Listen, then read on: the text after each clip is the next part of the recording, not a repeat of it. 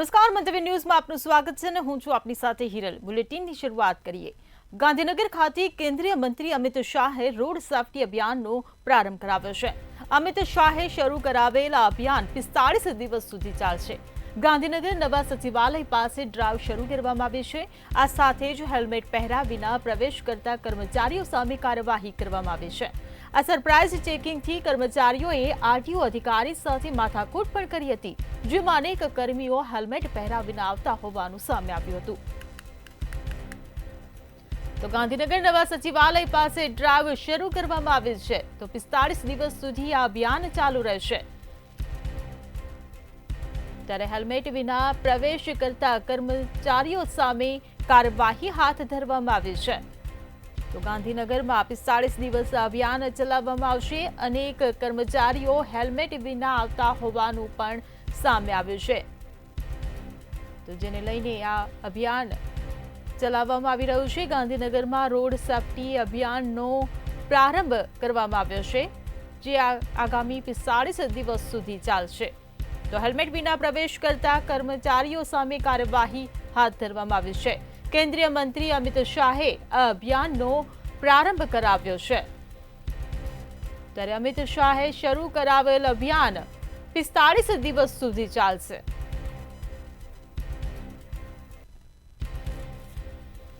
તો ગાંધીનગર નવા સચિવાલય પાસે આ ખાસ ડ્રાઈવ શરૂ કરવામાં આવી છે। ગુજરાતમાં રાજ્યવ્યાપી માર્ગ સલામતી કેમ્પેનનો પ્રારંભ ગઈકાલે કેન્દ્રીય ગૃહ અને સહકાર મંત્રી અમિત શાહે વડનગરથી કરાવ્યો હતો। આ કેમ્પેનના ભાગરૂપે આજે આરટીઓ તરફથી સરપ્રાઇઝ ચેકિંગ હાથ ધરવામાં આવ્યું હતું। સચિવાલય ગેટ નંબર 1 પાસે આરટીઓ અને ટ્રાફિક પોલીસના જવાનોએ સવારથી જ અડ્ડો જમાવી દીધો હતો અને હેલ્મેટ પહેર્યા વિના કે સીટ બેલ્ટ બાંધ્યા વગર પ્રવેશ કરતા કર્મચારીઓ સામે કાર્યવાહી કરી હતી। સરકારના આ કર્મચારીઓ હેલ્મેટ પહેર્યા વિના ટુ વ્હીલર વાહન ઉપર સચિવાલયમાં પ્રવેશ કરતા હતા। જોકે કેટલાક દિવસ અગાઉ સચિવાલયના પ્રવેશમાં હેલ્મેટ ફરજિયાત કર્યું છે, સીટ બેલ્ટ ફરજિયાત કર્યો હોવા છતાંય આ કર્મચારીઓએ નિયમોનું ઉલ્લંઘન કરતા હતા। પરિણામે આરટીઓ સ્તર ઉપર તમામ કર્મચારીઓ જે પકડાયા હતા તેમને 500 રૂપિયાનો દંડ કર્યો હતો। 45 દિવસ સુધી ચાલનારી આ ડ્રાઈવ બાબતે કેટલાક કર્મચારીઓમાં અસંતોષ પણ જોવા મળ્યો હતો અને દંડ ભરવા માટે આનાકાની પણ કરતા હતા। જોકે આખરે તો એ સરકારના જ કર્મચારી છે, એટલે નિયમ સાથે પણ બંધાયેલા છે। આરટીઓના ઇન્સ્પેક્ટરે આ બાબતે ટ્રાફિક નિયમન અને જે નિયમો છે તેનું પાલન કરવા પણ સ્થળ ઉપર સમજણ આપી હતી, પરંતુ સરપ્રાઇઝ ચેકિંગની અંદર મોટા ભાગના કર્મચારીઓ કે જે ટુ વ્હીલર ઉપર આવતા હતા તેમણે હેલ્મેટ નહીં પહેર્યું હોવાનું સામે આવ્યું હતું। ત્યારે 45 દિવસની આ ડ્રાઈવ બાદ આ સરકારી કર્મચારીઓ અને નગરની જનતા સુધરશે કે કેમ તે યક્ષ પ્રશ્ન છે। તો કેન્દ્રીય મંત્રી અમિત શાહે અભિયાનનો પ્રારંભ કરાવ્યો છે। 45 દિવસ સુધી આ ખાસ ડ્રાઈવ અભિયાન ચાલુ રહેશે। અમિત શાહે શરૂ કરાવેલ અભિયાન 45 દિવસ સુધી ચાલશે।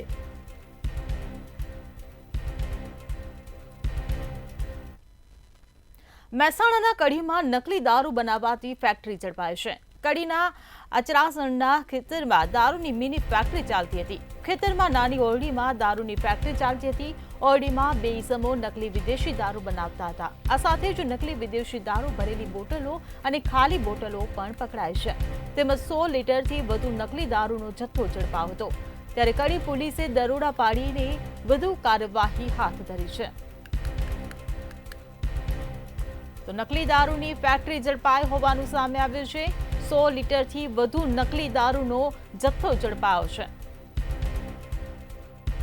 નકલી જીરું પણ મળી આવ્યું છે, નકલી ઘી પણ મળી આવ્યું છે, નકલી માવો પણ મળે છે અને હવે નકલી દારૂની ફેક્ટરી ઝડપાઈ છે મહેસાણા જિલ્લામાંથી। જો વાત કરવામાં આવે તો મહેસાણા જિલ્લામાં દારૂની હેરાફેરી હોય કે દારૂનો કાળો કારવાર બધું જ બેફામપણે ચાલી રહ્યું છે હાલમાં તો। અને ત્યારે કડી તાલુકા અચરાસણ ગામ નજીક ખેતરમાંથી નકલી દારૂ બનાવતી ફેક્ટરી મળી આવી છે અને લોકોના જીવ જોખમમાં મૂકી કેમિકલ મુક્ત નકલી દારૂ બનાવવાનો જેમાં આવતો હતો હોવાનું સામે આવ્યું છે હાલમાં તો। અને દારૂના નશામાં બંધાણી ગમે ત્યાંથી અને ગમે તેવો દારૂ મળે એ દારૂ પી નશો કરવા માટે તૈયાર જ હોય છે। અને એવા સંજોગોમાં કડીના ગગન પટેલ અને હર્ષદ વાઘેલાએ નકલી દારૂ બનાવવાની ફેક્ટરી ધમધમતી કરી હતી અને કેમિકલમાંથી દારૂ બનાવતી ફેક્ટરીમાં 100 લીટર રોયલ સ્ટેજ બ્રાન્ડનો નકલી દારૂ પણ જથ્થો ઝડપાયો છે અને તો વળી નકલી દારૂ બનાવવા માટે ફ્લેવર યુક્ત 450 લીટર કેમિકલ પણ મળી આવ્યું છે અને દારૂના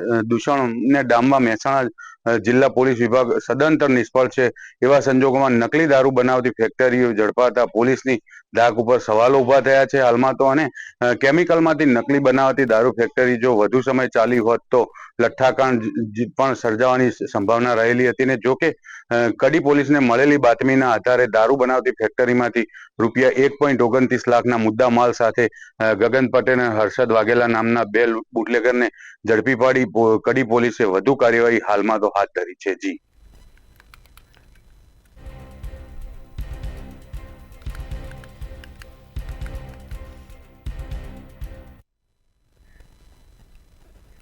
રાજકોટ ટીઆરપી ગેમ ઝોન અગ્નિકાંડની ગોઝારી દુર્ઘટના બાદ મનસુખ સાગઠિયા સહિત મહાનગરપાલિકાના 8 કર્મચારી વિરુદ્ધ ફોજદારી પગલાં લેવામાં આવ્યા હતા।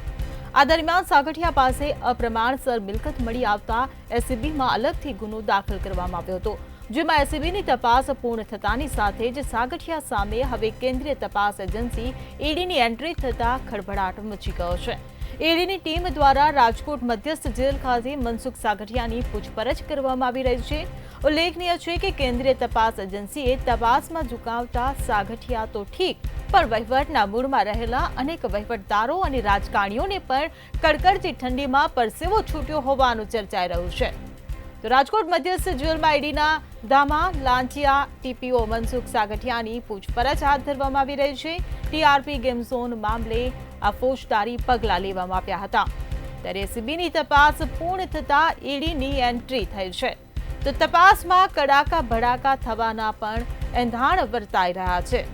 રાજકોટમાં ઈડીએ ધામા નાખ્યા છે। રાજકોટ મધ્યસ્થ જેલમાં મનસુખ સાગઠિયાની પૂછપરછ કરવામાં આવી રહી છે, ત્યારે એસીબીની તપાસ પૂર્ણ થતા સાગઠિયા સામે ઈડીની એન્ટ્રી થઈ છે।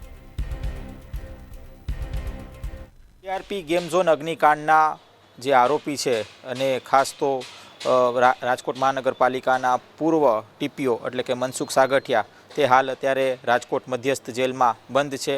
ખાસ કહી શકાય કે જે સંપત્તિ છે તેની આ સંપત્તિને લઈને કહી શકાય કે અનેક સવાલો ક્યાંક ઊભા થઈ રહ્યા છે, ત્યારે સંપત્તિને લઈને ઈડી દ્વારા પણ તપાસ છે તે શરૂ કરવામાં આવી છે।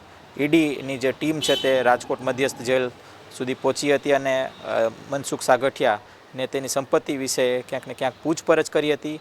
સમગ્ર મામલાની જો વાત કરવામાં આવે તો ટીઆરપી ગેમ ઝોનની જે ઘટના ઘટી હતી અને ત્યારબાદ કહી શકાય કે મનસુખ સાગઠિયાની ભૂમિકા પર પણ જે સવાલો ઊભા થયા હતા અને ત્યારબાદ તેના ઉપર પણ કાર્યવાહી થઈ હતી।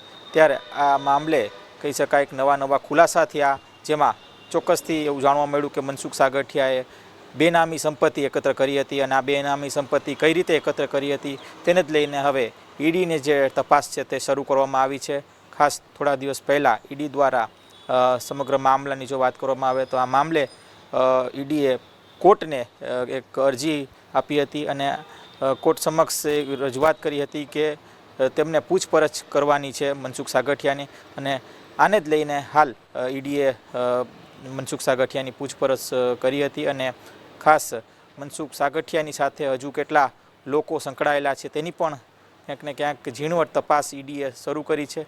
ખાસ આ જે સંવાદમાં શું કાંઈ નવું સામે આવ્યું એ હવે ચોક્કસથી સૌના અત્યારે ક્યાંક મનમાં છે કે આગામી સમયમાં શું આવી શકે, એટલે કે મનસુખ સાગઠિયાએ કોના નામ લીધા હશે, એટલે મનસુખ સાગઠિયા સાથે બીજા કેટલા લોકો સંકળાયેલા છે કે જે આવી બેનામી સંપત્તિ એ ક્યાંક ને ક્યાંક એકત્ર કરી હતી। ત્યારે મનસુખ સાગઠિયાની વાત કરવામાં આવે તો મનસુખ સાગઠિયા પાસે પણ બેનામી સંપત્તિ છે અને આને જ લઈને અનેક સવાલો ક્યાંક ઊભા થયા હતા।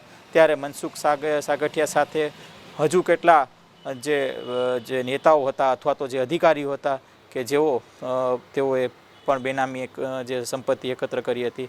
હવે આ સવાલ ક્યાંક ઊભા થઈ રહ્યા છે, પણ આનો જવાબ છે ક્યાંક ને ક્યાંક હાલ ઈડી પણ અત્યારે શોધી રહી છે। ત્યારે ચોક્કસથી મનસુખ સાગઠિયા સામે જે કાર્યવાહી થઈ રહી છે તેને જ લઈને હાલ અત્યારે રાજકોટમાં ચર્ચા શરૂ થઈ છે। જી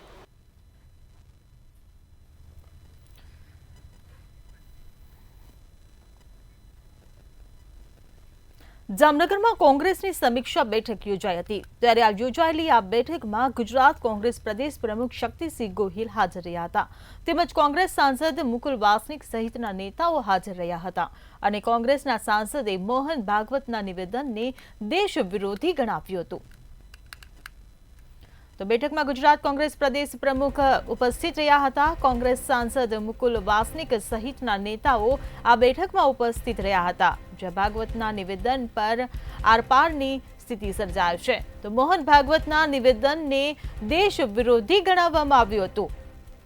તો જામનગરમાં કોંગ્રેસની આ બેઠક મળી હતી જ્યાં રામ મંદિર બન્યા પછી સ્વતંત્રતા પ્રાપ્ત થઈ હોવાનું મોહન ભાગવતે જે નિવેદન આપ્યું હતું તે નિવેદન પર આકરા પ્રહારો કોંગ્રેસ દ્વારા કરવામાં આવ્યા છે ત્યારે જામનગરમાં કોંગ્રેસ દ્વારા એક સમીક્ષા બેઠક યોજવામાં આવી હતી ત્યારે આ બેઠકમાં ગુજરાત કોંગ્રેસ પ્રદેશ પ્રમુખ ઉપસ્થિત રહ્યા હતા। આ સાથે જ કોંગ્રેસ સાંસદ મુકુલ વાસનિક સહિતના નેતાઓ આ બેઠકમાં હાજર હતા તો મોહન ભાગવતના નિવેદનને દેશ વિરોધી ગણાવવામાં આવ્યું છે તો ભાગવતના નિવેદન પર આરપારની સ્થિતિ સર્જાય। જી ચોક્કસ આજ રોજ જામનગર શહેરની અંદર કોંગ્રેસ ને એક જે સમીક્ષા બેઠક યોજાઈ હતી। આજે રોજ શક્તિસિંહ ગોહિલ પ્રદેશ પ્રમુખ છે જામનગરની મુલાકાતે આવ્યા હતા અને હાલ જે સાંસદો અને ધારાસભ્ય સહિતના નેતાઓની હાજરીમાં સમીક્ષા બેઠક યોજવામાં આવી હતી અને પત્રકાર પરિષદ બોલવામાં આવી હતી જેમાં શક્તિસિંહ ગોહિલ જે પ્રદેશ પ્રમુખ છે કોંગ્રેસના તે અને દ્વારા પત્રકાર પરિષદમાં આયોજન કરવામાં આવ્યું હતું અને હાલ જે પ્રકારે જામનગરની અંદર જે સમીક્ષા બેઠક યોજવામાં આવી હતી અનેક જે જામનગરના પ્રશ્નો છે તેમને પ્રશ્નોને લઈને કોંગ્રેસના જે કાર્યકર્તાઓ છે તેમને પણ સાંભળવામાં આવ્યા હતા અને જે પ્રકારે જે રામ મંદિરની પ્રાણ પ્રતિષ્ઠાને લઈને જે નિવેદન પણ આપવામાં આવ્યું હતું અને હાલ જે જામનગરની અંદર જે મોટી મહાકાય જે ફેક્ટરીઓ આવેલી છે તેને લઈને પણ અનેક જે નિવેદનો આપવામાં આવ્યા છે અને હાલ જે પ્રકારે શક્તિસિંહ ગોહિલ અને તેમના જે ટીમ છે તે જામનગરની મુલાકાતે આવી હતી।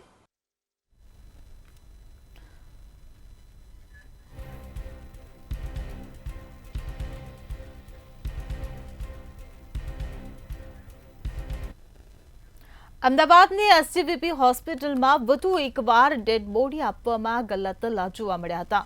દર્દીને એસજીવીપી હોસ્પિટલમાં દાખલ કરવામાં આવ્યા હતા અને દર્દી રાત્રે 1 વાગે મૃત્યુ પામ્યા હતા પરંતુ બિલ ચૂકવણી બાદ જ ડેડ બોડી આપવાનો નિર્ણયથી પરિજનો પરેશાન થયા હતા। કેશલેસ સારવાર હોવા છતાં અપ્રુવલની રાહ જોઈ રહ્યા હતા ત્યારે મેનેજમેન્ટે આ મામલે બોલવાનો ઇનકાર કર્યો હતો જ્યારે મંતવ્ય ન્યૂઝની મદદથી પરિજનોને ડેડ બોડી મળી હતી।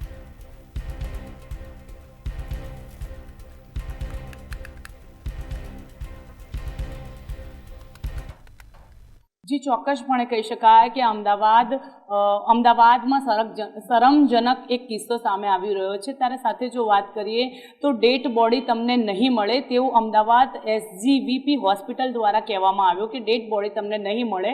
પરિવારજનોનો આક્ષેપ છે કે અમારું બિલ ના ચૂકવે તે માટે ડેડ બોડી અમને નથી આપી રહ્યા। કેન્સરની સારવાર હોવા છતાં શું ડેડ બોડી નથી આપી રહ્યા કારણ કે તેમને બિલ નથી ચૂકવ્યું તે માટે ડેડ બોડી છે તેમને નહીં આપવામાં આવશે તેવું ડૉક્ટરોનું કહેવું છે। સાથે સાથે જો વાત કરીએ તો મંતવ્ય ન્યૂઝ જ્યારે ત્યાં પહોંચ્યું પોલીસ પણ જ્યારે ત્યાં પહોંચી ત્યારે ખબર પડી કે સંચાલકો સામે અનેક સવાલો છે તે પણ કરવામાં આવ્યા કારણ કે ડેડ બોડી તમને નથી આપવામાં આવે। પરિવારજનોના આંખમાંથી હજી આંસુ નથી છીપાઈ રહ્યા અને અહીંયા બિલ નથી ચૂકવતા તે માટે અનેક સવાલો છે તે પણ અહીંયા ઊભા થઈ રહ્યા છે। ત્યારે સાથે જો વાત કરીએ તો ખ્વાતી હોસ્પિટલના અનેક કિસ્સાઓ સામે આવી રહ્યા છે। અલગ અલગ હોસ્પિટલના આવા કિસ્સાઓ છે તે વારંવાર સામે આવતા હોય છે ત્યારે અમદાવાદના એક હોસ્પિટલનો આવો કિસ્સો સામે આવ્યો છે જે એસવીજીપી હોસ્પિટલનો આ કિસ્સો જે છે તે ડેડ બોડી છે તે પરિવારજનને નથી આપી રહ્યા કારણ કે બિલ નથી ચૂકવ્યું તે માટે ડેડ બોડી તમને નહીં મળે એવા અનેક સવાલો અહીંયા ઊભા થઈ રહ્યા છે। શું આપણી માનવતા મરી ગઈ છે?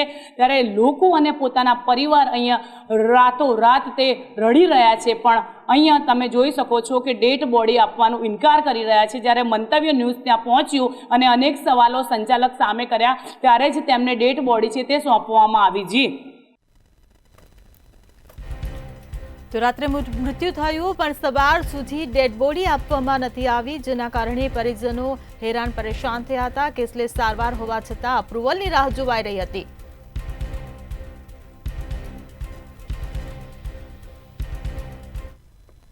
સુરતના ડાયમંડ માર્કેટમાં મંદી ચાલી રહી છે, જેને લઈને હીરાના વેપારીઓની ઉઠામણાઓની ઘટનાઓ વધી ગઈ છે.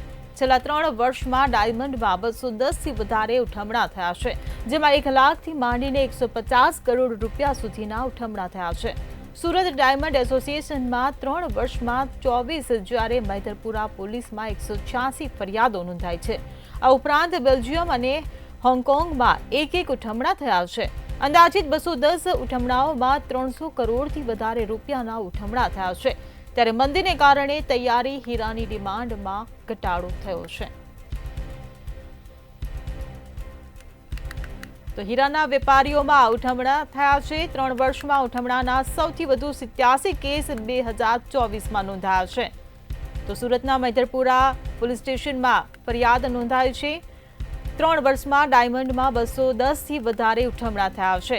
1 લાખથી માંડીને 150 કરોડ રૂપિયા સુધીના ઉઠમણા થયા છે. તો 210 ઉઠમણાઓમાં 300 કરોડથી વધારે રૂપિયાના ઉઠમણા થયા છે. 3 વર્ષમાં ઉઠમણાના સૌથી વધુ 87 કેસ 2024માં નોંધાયા છે. હીરા ઉદ્યોગમાં છેલ્લા 3 વર્ષથી ચાલી રહેલી મંદીને કારણે હીરા વેપારીઓ અટવાયા છે. વ્યવહારિક છે કે ચોંકાવનારા આંકડા જે છે એ સામે આવી રહ્યા છે. અંદાજિત 210 જેટલા વેપારીઓના 300 કરોડ રૂપિયા ફસાયા હોવાનું ચર્ચાઈ રહ્યું છે. એટલું જ નહીં, છેલ્લા 3 વર્ષમાં સુરતના મહિદરપુરા પોલીસ સ્ટેશન ખાતે 186 જેટલા ઉઠામણાના કેસ નોંધાયા છે. તો ખુદ ડાયમંડ એસોસિએશન પાસે 24 જેટલા ઉઠામણાના કેસ આવ્યા છે. તો આ સાથે બેલ્જિયમ અને હોંગકોંગમાં પણ 1 ઉઠામણું થયું હોવાનું સામે આવી રહ્યું છે.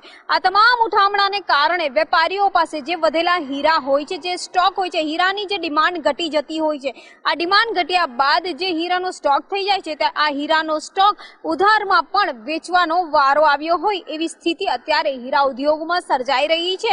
બીજી બાજુ જોવા જઈએ તો ક્યાંક હીરા વેપારીઓ પણ આ સ્ટોક કાઢવા માટે ઉતાવળિયા થઈ રહ્યા છે. કારણ કે છેલ્લા 3 વર્ષમાં હીરા ઉદ્યોગમાં જે રીતના ઉઠામણાનો દોર વધ્યો છે, આ ઉઠામણાને કારણે હીરા ઉદ્યોગકારો અટવાઈ ગયા છે. મંદીનો જે એક ચોક્કસ માર જે છે હીરા ઉદ્યોગ પર પડ્યો છે, જેને લઈને હીરા વેપારીઓની જે હાલત છે એ કફોડી થઈ ગઈ છે. અને એના કારણે હીરા ઉદ્યોગની અંદર મંદીને કારણે જે માલ હતો એ માલને ઉધારમાં પણ વેચવાનો વારો આવી ગયો છે. વ્યવહારિક છે કે અંદાજિત 210 જેટલા જે વેપારીઓ હોય છે, હીરા ઉદ્યોગકારો છે, તેમના દ્વારા અંદાજે 300 કરોડ રૂપિયા જેટલા તેમના ફસાય હોવાનું સામે આવી રહ્યું છે. સૌથી મોટો આંકડો તો બેલ્જિયમની અંદર જ 140 કરોડનો ઉઠામણાની અંદર ફસાઈ ગયો છે. તો હોંગકોંગમાં પણ 50 કરોડનું ઉઠામણું થયું હોવાનું સામે આવી રહ્યું છે. એટલું જ નહીં, 2021માં કોરોના દરમિયાન આ ઉઠામણા ઘટ્યા પણ હતા, કારણ કે ત્યારે વેપારની સ્થિતિ નહીં હતી.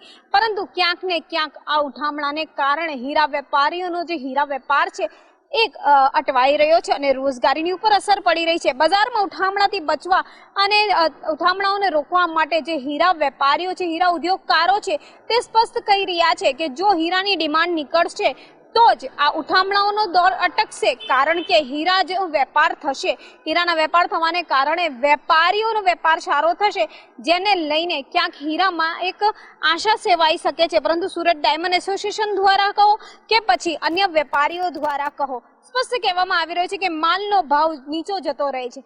એના માટે પણ હીરાની જે નિકાસ છે એની ઉપર પણ સવાલ ઉઠતા હોય છે. અને ક્યાંક ને ક્યાંક ડાયમંડ ઉદ્યોગની અંદર આ રીતે ઉઠામણાનો દોર વધતા હીરા વેપારીઓ અટવાતા હોય છે. ડાયમંડની જો વાત કરીએ તો માર્કેટમાં ડિમાન્ડ એક હોવાને કારણે ક્યાંક ઉઠામણું વધ્યું છે. વેપારીઓની માલની પડતર પણ મોંઘી પડી રહી છે.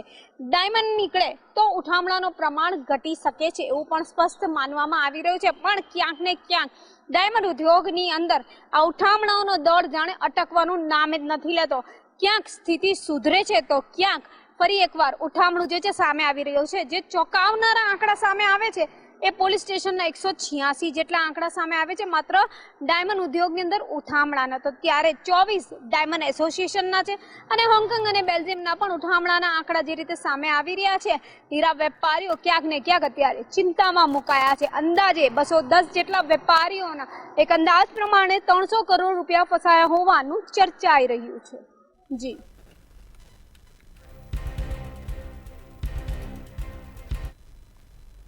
ભાવનગર શહેરમાં નવા રસ્તાઓ અને બ્લોક નાખવામાં આવ્યા છે, પરંતુ ભાવનગર કોર્પોરેશનને અને નેતાઓને વિકાસનું વિઝન નહીં હોવાથી તેમજ ટાંટિયા ખેંચમાં રચ્યા રહે છે. પ્રોજેક્ટનું આયોજન કરવામાં નિષ્ફળ નીવડે છે. નવા રોડ બન્યા ત્યાં જ કેબલ વાયરો માટે રોડને ખોદવામાં આવે છે. આ સંદર્ભે શાસક પક્ષના સભ્યો અને પદાધિકારીઓ વારંવાર સ્ટેન્ડિંગ કમિટી સભામાં આક્રોશ ઠાલવતા હોય છે. વિભાગોના સંકલનના અભાવે પ્રજાના લાખો રૂપિયા વેડફાઈ રહ્યા છે.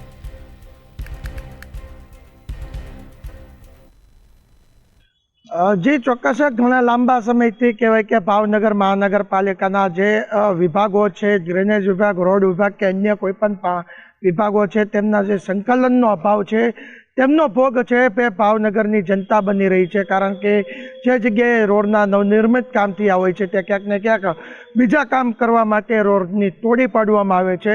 અંતે જે પ્રજા છે તે હેરાન થઈ છે, પરંતુ તેની સામે જે કોન્ટ્રાક્ટરો છે તેની કહી શકાય કે ચાંદી લાગી ગઈ. એટલે કે કોન્ટ્રાક્ટરોને તો કહેવાય કે બધે બે હાથમાં લાડવા જેવી સ્થિતિ છે તે જોવા મળે છે. હાલ સંકલનનો અભાવ છે કે શું કારણ હોઈ શકે તે નથી ખબર પડતી. એક તરફ કહેવાય કે સરકાર દ્વારા દર મહિને કલેક્ટર કચેરીએ સંકલન મિટિંગ યોજવામાં આવતી હોય છે. એટલે કે ક્યારે કોઈ વિકાસના કામો થતા હોય છે તો ત્યારે તમામ જે વિભાગો છે, જરૂરી વિભાગો છે, તેમની એનઓસી પણ લેવામાં આવતી હોય છે. એટલે કે જ્યાં આગળ કદાચ રોડનું કામ કરવાનું હોય તો ત્યાં આગળ રોડની નીચે જ કોઈ પણ લાઈન જતી હોય, ટેલિફોનની લાઈન જતી હોય, પાણીની લાઈન જતી હોય, ડ્રેનેજની લાઈન જતી હોય, સ્ટોન લાઈન જતી હોય, ગેસની લાઈન જતી હોય, કોઈ પણ લાઈન જે છે તે જતી હોય છે તે કચેરીની પાસેથી એનઓસી, એટલે કે એ વિસ્તારની અંદર આ જો કોઈ કચેરીના કામ બાકી હોય તો તેની માટે તેમને પહેલાં જાણ કરવામાં આવતી હોય છે કે અહીંયા આગળ રોડનું કામ કરવામાં આવશે, તે માટે તમારું કોઈ કામ ચાલુ છે કે નહીં તે માટે જરૂરી સૂચન માંગવામાં આવતા હોય છે. પરંતુ ક્યાંક ને ક્યાંક તે ક્યારે પૂર્ણ થશે તે ભાવનગરની જનતાના અનેક સવાલો છે. પરંતુ ક્યાંક ને ક્યાંક સંકલન બેઠકો જે છે માત્ર દેખાવ પૂરતી અને ટાઈમનો બગાડ થતો હોય તેવું લાગી રહ્યું છે. અને જે કામ રોડ વિભાગ દ્વારા કરવામાં આવે છે તે પણ જનતાના પૈસા વેરફાતા હોય તેવું લાગી રહ્યું છે.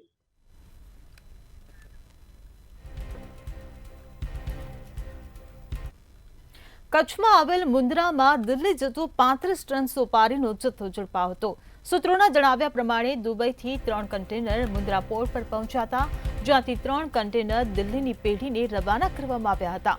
આ 3 કન્ટેનરમાં સોપારી છે તેવી બાતમી જામનગર DRIની ટીમને મળતા તુગલખાબાદ પાસેથી આ કન્ટેનર ચેક કરવામાં આવ્યા હતા અને તેમાંથી 2.5 કરોડની 35 ટન પ્રતિબંધિત સોપારીનો જથ્થો જપ્ત કરવામાં આવ્યો હતો. તો પ્રતિબંધિત સોપારીનો જથ્થો ઝડપાયો. જે DRIની ટીમ છે તેને મોટી સફળતા મળી છે. 2.5 કરોડની કહી શકાય કે માતબર રકમની આ જે સોપારીનો જથ્થો છે તે DRIને ઝડપી પાડ્યો. 35 ટન જેટલો સોપારીનો જથ્થો છે તે દિલ્હી રવાના થઈ રહ્યો હતો મુન્દ્રા પોર્ટથી. ત્યારે દિલ્હી પાસે આવેલ તુગલકાબાદ પાસેથી આ જે જામનગર DRI છે તે જથ્થો છે તે સોપારીનો ઝડપી પાડ્યો છે. આ સમગ્ર મામલે જે કસ્ટમ વિભાગ છે તેની સામે સવાલો ઊભા થયા છે, કારણ કે અવારનવાર જે પોર્ટ ઉપરથી જે આવા જે કહી શકાય કે જે જથ્થા પકડાતા હોય છે જેને લઈને ક્યાંક ને ક્યાંક સવાલો છે તે કસ્ટમ વિભાગ ઉપર પણ હાલ સણસણતા ઊભા થયા છે. મહત્વની બાબત છે કે જામનગર DRIને આ બાબતે મોટી સફળતા મળી છે અને કહી શકાય કે સોપારીનો મસ્ત મોટો જથ્થો છે જે મુન્દ્રા પોર્ટથી દિલ્હી રવાના થયો હતો તેને ઝડપી પાડવામાં સફળતા મળી છે.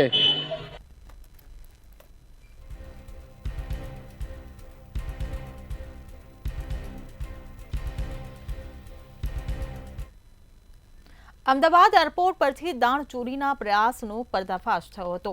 દુબઈથી આવેલા પેસેન્જર પાસેથી 53 લાખની કિંમતનું 660.960 ગ્રામનું સોનાનું 24 કેરેટનું બિસ્કિટ મળી આવ્યું હતું. તેમજ બેંકોકથી આવેલી એક મહિલા પાસેથી 2 કિલોથી વધુનો ગાંજો કસ્ટમ વિભાગે ઝડપી પાડ્યો હતો.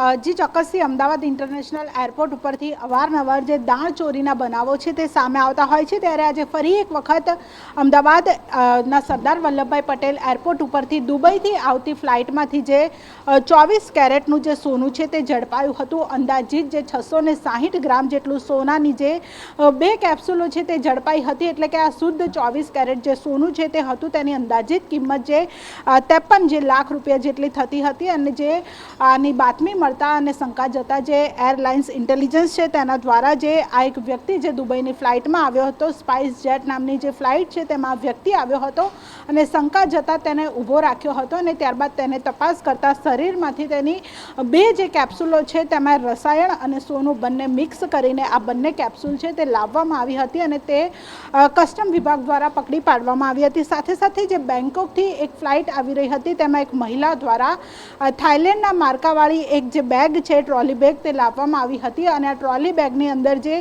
ગાંજો છે તે ભરીને લાવવામાં આવ્યો હતો. આ ગાંજો છે તે આ મહિલા પાસેથી મળી આવ્યો છે અને તે મહિલા છે તે બેંકોકથી આવી રહી હતી અને આવી રીતે જે ગાંજો છે એટલે કે નશીલા પદાર્થ છે તે અમદાવાદમાં ઘુસાડવાનું જે ષડયંત્ર છે તે ચાલી રહ્યું હતું. હાલ આ કસ્ટમ વિભાગ દ્વારા આ બંને વ્યક્તિની જે અટકાયત છે તે કરવામાં આવી રહી છે. તપાસ કરવામાં આવી રહી છે કે આ સોનું છે તે કોને આપવામાં આવી રહ્યું હતું, આ સોનું અગાઉ લાવવામાં આવ્યું હતું કે કેમ, આ વ્યક્તિ અગાઉ જે દુબઈ ગયો હતો કે કેમ, કે અગાઉ તે આવી રીતે દુબઈથી અહીંયા ગુજરાતના અમદાવાદ હોય કે અન્ય કોઈ જિલ્લામાં તેણે સોનું છે તે સપ્લાય કર્યું છે કે કેમ. કારણ કે અવારનવાર જે દુબઈ અને બેંકોક આ બંને દેશો એવા છે કે જ્યાંથી કનેક્ટેડ ફ્લાઇટ સીધી અમદાવાદ અને ગુજરાતના બીજા એક ઇન્ટરનેશનલ એરપોર્ટ એટલે કે સુરતમાં સીધી કનેક્ટેડ ફ્લાઇટ મળતી હોય છે અને ત્યાં સૌથી વધારે જે દાણ ચોરીના બનાવો છે તે મળતા હોય છે. ત્યારે કસ્ટમ વિભાગ હોય કે DRI હોય, તમામ જે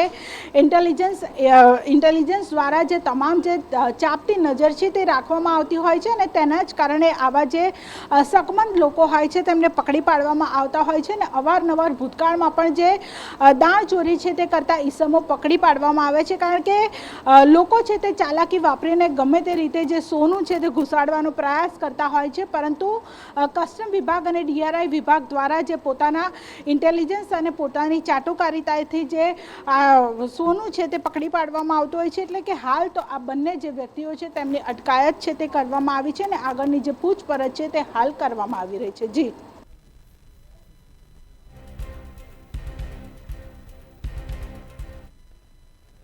સિટી લાઈવમાં હાલ બસ આટલું જ. સમાચારોની અપડેટ માટે જોતા રહો મંતવ્ય ન્યૂઝ. નમસ્કાર.